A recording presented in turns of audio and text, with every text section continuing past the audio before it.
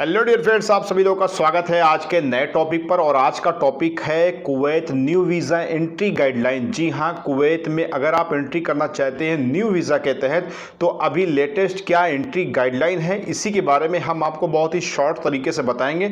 वैसे entry guideline के हिसाब से अलग अलग स्टेप बाय स्टेप क्या क्या चीज़ के डॉक्यूमेंट की ज़रूरत आप सब लोग को पड़ेगी, इसके लिए मैं ऑलरेडी वीडियो अपलोड कर चुका हूँ। लेकिन आज मैं कंप्लीट एंट्री गाइडलाइन बताऊँगा न्यू वीज़ा वालों के लिए, पुराने लोगों के लिए नहीं। तो आप वीडियो को लाइक करके जा सकते हो भाई, और अगर बने रहना चाहते हो तो अच्छी बात है, और अगर पहली बार आए हो तो चैनल को ज़रूर सब्सक्राइब कर दे। चलिए शुरू करते हैं Kuwait new visa entry guideline का क्या क्या प्रोसेस है।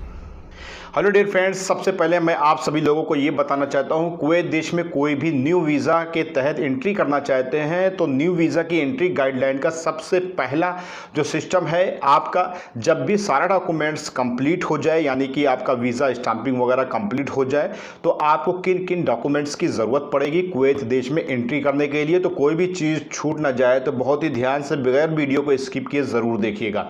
सबसे पहले दोस्तों, जब भी आपका कुवैत का वीज़ा इशू होता है, आपका सारा प्रक्रिया सारा काम का प्रोसेस कंप्लीट हो गया है, तो आपका एजेंट आपको टिकट वगैरह भी देता है। तो सबसे पहले आपके पास आपका टिकट होना चाहिए, पासपोर्ट होना चाहिए। इसके अलावा जो है आपका पीसीआर टेस्ट की रिपोर्ट होना चाहिए निगेटिव की। लेकिन पीसीआर टेस्ट की रिपोर्ट निगेटिव कहाँ से मिलेगी, कौन से सेंटर से अप्रूव्ड होगा, इसके लिए भी मैंने आपको जो है पूरा कंप्लीट बता रखा है। कुवैत में एंट्री करने के लिए पीसीआर टेस्ट कहाँ से और कैसे करवाएं, इसके लिए परेशान होने की ज़रूरत नहीं ना। इससे रिलेटेड अगर आपको इन्फॉर्मेशन चाहिए तो डिस्क्रिप्शन में जाइए, वहाँ पर आपको लिंक मिल जाएगा, क्लिक करके आप वीडियो को देख सकते हैं। तो आपने अभी तक समझा, आपके पास पासपोर्ट हो गया, ओरिजिनल वीज़ा हो गया, आपके पास जो है पीसीआर की टेस्ट की रिपोर्ट हो गई। इसके अलावा कुवैत देश में एंट्री करने के लिए आपको प्ले स्टोर से श्लोनिक ऐप डाउनलोड करना पड़ेगा। श्लोनिक ऐप को कैसे डाउनलोड करेंगे, कैसे सेटअप करेंगे, पूरी इन्फॉर्मेशन आपको डिस्क्रिप्शन में लिंक मिल जाएगा, आप उस वीडियो को देख सकते हो। इसके अलावा दोस्तों, अगर आपके मोबाइल में श्लोनिक ऐप डाउनलोड कर लिया, ओके हो गया। इसके अलावा आपको कुवैत देश का एक इम्यून ऐप डाउनलोड करना पड़ेगा, वो भी आपको प्ले स्टोर से मिल जाएगा। इसके अलावा कुवैत देश में इम्यून ऐप जो डाउनलोड करेंगे अपने मोबाइल पर, तो उसमें आप नंबर कुवैत का ही डालेंगे, क्योंकि बहुत से लोग गलतियां कर देते हैं और फिर उनका इम्यून सेटअप नहीं होता, यानी कि इम्यून ओपन नहीं होता। बहुत सारे ऐसे कमेंट बॉक्स में आपको कमेंट मिल जाएंगे जिनका इम्यून ओके ही नहीं होता, यानी कि सब कुछ ग्रीन होने के बावजूद भी इम्यून जो है खुलता ही नहीं है। तो कुवैत देश का आप मोबाइल नंबर डालेंगे। अच्छा, एक चीज़ और है कि अगर आपने मोबाइल नंबर गलत डाल दिया है, या आपका वीज़ा इशू होते वक्त आपका एजेंट जिसने मामला का आपका सब प्रोसेस कंप्लीट करवाया, उसने कोई अलग से नंबर डाल दिया है, फिर आप उसके कांटेक्ट में नहीं है, फिर वो नंबर आपको पता नहीं ना, क्योंकि इम्यून ऐप में जो पहली बार आप दर्ज करोगे तो वही नंबर आपका वो लेता है, वही ईमेल लेता है, वही पासपोर्ट लेता है। इसके अलावा कोई और एंट्री नहीं कर सकता उस पासपोर्ट के नंबर से या उस वीज़ा नंबर के। तो अगर मोबाइल नंबर गलत आपका हो गया है, या आपको याद नहीं ना, या आपका इम्यून खुल नहीं रहा, तो कैसे मोबाइल नंबर चेंज करेंगे? बहुत ही आसान तरीके हैं, 3 तरीके मैंने बता रखे, उसका भी डिस्क्रिप्शन में आपको लिंक मिल जाएगा कि अगर कुवैत देश में इम्यून ऐप का मोबाइल नंबर चेंज करना है तो बड़ी आसानी से आप चेंज कर सकते हैं। इसके अलावा आपको इम्यून ऐप को अपने मोबाइल में डाउनलोड कर लेना है, और डाउनलोड करने के बाद न्यू विजिटर, यानी कि न्यू जो लोग हैं, यानी कुवैत देश में न्यू वीज़ा के तहत एंट्री करने वाले हैं, तो उन लोग भी अपना इम्यून रजिस्ट्रेशन कैसे करेंगे, इसके लिए रजिस्ट्रेशन की प्रक्रिया के तहत मैंने एक अलग से वीडियो बना रखी है, उसका भी लिंक आपको डिस्क्रिप्शन में मिल जाएगा। पूरा डिटेल में मैंने बताया, उसको आप देख करके वैसे वैसे आप अपना इम्यून को ओके कर सकते हैं और आपका इम्यून खुल जाएगा। और जो बार कोड आपको मिलेगा, उस बार कोड को हर एक बोर्डिंग करते वक्त, यानी कि जहां से भी आप फ्लाइट ले रहे हैं कोई देश की या वाया होकर के ले रहे हैं, वहां पर आपको स्कैन करवाना पड़ेगा। तो वो चीज़ खोल के भी आपको दिखाना है। तो आपको सबसे पहले इम्यून ऐप को डाउनलोड करके ओके कर लेना है, ग्रीन कर लेना है। इसके अलावा आपका जो है श्लोनिक ऐप डाउनलोड कर लेना है। अब आप इंडिया का नंबर श्लोनिक ऐप में डालो, या कुवैत में आकर के कुवैत में नंबर डालो, क्योंकि यहाँ पर नंबर भी चेंज हो जाता है। श्लोनिक ऐप में नंबर कैसे चेंज करेंगे, कुछ प्रॉब्लम्स के तहत एरर आ रही है, तो उसको भी मैं एक वीडियो बनाऊँगा ज़रूर। कुछ हमें भी दिक्कत आ रही है श्लोनिक ऐप को ओके करने में, कोई लोगों के बहुत सारे क्वेश्चन आए हैं, तो उससे रिलेटेड मैं वीडियो बनाने वाला हूँ, तो उसकी अपडेट मैं आपको आगे दे दूंगा। इसके अलावा श्लोनिक ऐप हो गया, आपके मोबाइल में कुवैत इम्यून ऐप हो गया, ये 2 ऐप को रखना बहुत ज़रूरी है। इसके अलावा पासपोर्ट है, आपका टिकट है, पीसीआर की रिपोर्ट है, और आपका ओरिजिनल वीज़ा है, और आपका जो भी कागज़ वगैरह कंप्लीट है।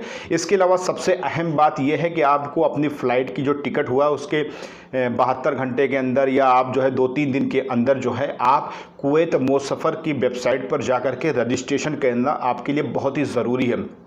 वैसे तो फिलहाल जो आपका एजेंट है, जहाँ से जो काम करवा रहा है आपका, या आपका जहाँ से भी काम हो रहा है, वहाँ पर आप ज़रूर इस चीज़ को बताइए कि भाई मुझे कुवैत मोसफ़र वाला सर्टिफिकेट भी चाहिए, क्योंकि कुवैत मोसफ़र में जब आप रजिस्ट्रेशन करोगे तो एक बार कोड आएगा, और एक बार कोड आएगा, उस बार कोड को स्कैन किया जाता है, वहाँ पर भी इम्यून आपका ग्रीन बताना चाहिए। ऐसा नहीं ना कि वहाँ पर इम्यून ग्रीन ना बताए, तो आपका इम्यून ग्रीन होना चाहिए। और वैसे वो फिलहाल जब आप डाउनलोड करेंगे उस क्लिप को तो वो इम्यून ऑटोमेटिक ग्रीन ही सिग्नल देता है, क्योंकि ऑलरेडी ग्रीन है तभी आपका इतना सब कुछ प्रोसेस हुआ है। अगर ग्रीन ना हुआ होता, यानी कि जो वैक्सीन ली उसका सर्टिफिकेट अपलोड ना हुआ होता MOH की वेबसाइट पर, तो आपका ये सिस्टम ही ना होता। तो वो आपका कुवैत मोसफ़र में रजिस्ट्रेशन भी ज़रूरी है। तो मैं फिर से एक मरतबा रिमाइंड कर रहा हूँ कि आपके पास डॉक्यूमेंट्स कौन कौन से होना चाहिए। इम्यून ऐप, कुवैत में श्लोनिक ऐप, ये मोबाइल में 2 ऐप आपके लिए होना चाहिए। न्यू विजिटर के यानी न्यू वीज़ा के तहत जो आने वाले लोग हैं उनको मैं बता रहा हूँ। तो इम्यून ऐप, कुवैत श्लोनिक ऐप, ये 2 होना चाहिए मोबाइल में। इसके अलावा पासपोर्ट है आपका वीज़ा है, आपका क्या कहते हैं कुवैत मोसफ़र का डॉक्यूमेंट्स है, और PCR की रिपोर्ट है। इसके अलावा जो है बस आपका टिकट वगैरह हो गया। तो ये सब पूरा डॉक्यूमेंट्स का आप प्रिंट आउट निकलवा लीजिएगा, जिससे सपोज दैट कहीं पे अगर आपका मोबाइल ओके ना हो, ओपन ना हो, बैटरी डिस्चार्ज हो जाए या आपका नेटवर्क साथ ना दे, तो ऐसी कंडीशन में इम्यून ऐप का जो बार कोड वाला आपका वो होता है, उससे एजेंट से बोलिए कि इसका भाई प्रिंट आउट निकाल के दे, कुवैत मोसफ़र का भी निकाल के दे, और आपका जितना भी क्या कहते हैं डॉक्यूमेंट्स है वो सारे आपके प्रिंट आउट है। तो ये एक स्टेपलर करके आप चलिएगा। जैसे सपोज दैट अगर कहीं स्कैन करने का नंबर आ गया तो इम्यून को आप मोबाइल में खोल के दिखाना, लेकिन मान ली मजबूरी है, वाईफाई कनेक्ट नहीं हो रहा, वाया होके आ रहा है, आपका सिम नहीं काम कर रहा, नेटवर्क की प्रॉब्लम्स है, तो ऐसे तहत आप जो है उस बार कोड को जो है पेपर वाइज भी स्कैन करवा सकते हैं। तो ये चीज़ की आप एक पेपर कलेक्ट कर लीजिएगा, पेपर का सिस्टम बना लीजिएगा। इसके अलावा मोबाइल में गैलरी में जो भी आप PDF वगैरह डाउनलोड करके रखें, जो भी डॉक्यूमेंट्स रखें, जहां ज़रूरत पड़ेगी तो आप खोल के दिखलाई दोगे।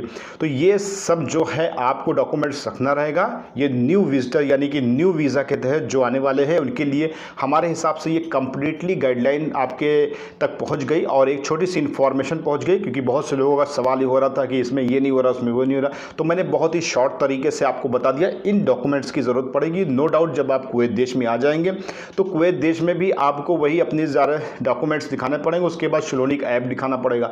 फिर श्लोनिक ऐप जो दिखाएंगे तो उसके लिए आपका जब कफील होगा वो आपका PCR सेंटर खुद ले जाएगा, आपको तो जाना नहीं ना, वो खुद करवाएगा। और खुद श्लोनिक ऐप में जो है वो नंबर जो होता है श्लोनिक ऐप में, आप इंडिया का डाल के आओगे तो इंडिया में जब यहाँ श्लोनिक आओगे तो कुवैती को अपने कफील को देना, तो वो श्लोनिक ऐप में मोबाइल नंबर चेंज करके अपना डाल देगा। जब वो अपना डाल देगा और जब PCR आपका होगा तो वो भी वहाँ पर भी अपना नंबर दे देगा कुवैती।